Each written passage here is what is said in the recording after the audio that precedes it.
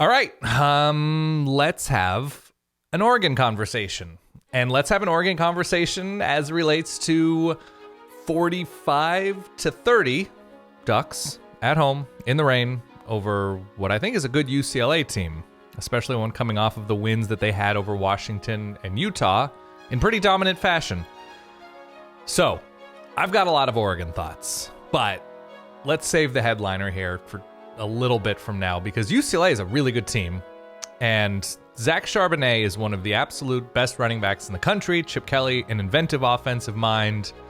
But man, if you are a top 10 team and you field a defensive line that gets flattened like they just did, it is back to the drawing board. That is the difference between a team that flirts with the top 10 a little bit before Halloween and an actual top 10 team. Because DTR has been excellent this year. Receivers have stepped up. Tight ends have stepped up. Obviously, mentioned Zach Charbonnet. He's been great all year long and was maybe the best offensive player on the field in Autzen Stadium. But that doesn't matter because it's now time to talk about Oregon and the conversation we should be having about the Ducks. I don't care about the playoff that much. I think the playoff is kind of stupid. And I root for a team who has been to the playoff and has won a playoff game. I think it's beside the point. But if we're going to talk about putting Oregon into a conversation, that conversation at this point should be, who are some of the best teams in the country, and why does that grouping include Oregon? Because I thought the game plan, the execution, the fearlessness on a big stage, game days in town, they're going for it on fourth downs, they're throwing the ball downfield when it makes sense, they're blocking the hell out of another team, punishing them, taking chances, the onside kick call up 17-10, so you have back-to-back touchdown drives, and just the general, the pedal to the metal attitude of this offense. I think they open the game with a field goal, and then it's 6 straight touchdown drives? What are you supposed to do if you're UCLA?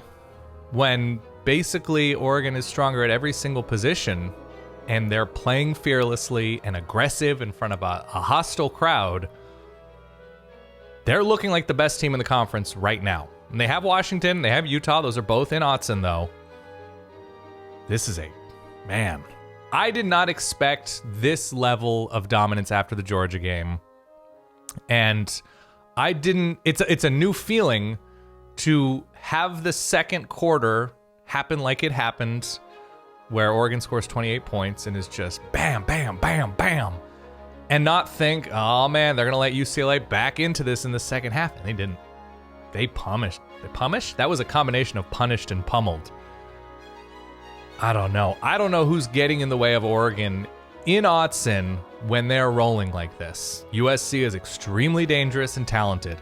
They don't have the front to stop Oregon on the ground. They just don't. You saw what Bo Nix was able to do, extending plays, on 3rd and 12 at the end, getting the 13 yards, getting that sneak in on 3rd and short, 4th and short. Like, they're just winning and succeeding so often and in so many ways. I mean, I didn't even mention Troy Franklin, and how long are we into this video? It just seemed like Oregon had every answer to every single question UCLA and UCLA's defense threw at them, especially in that middle second, third quarter. So, yeah.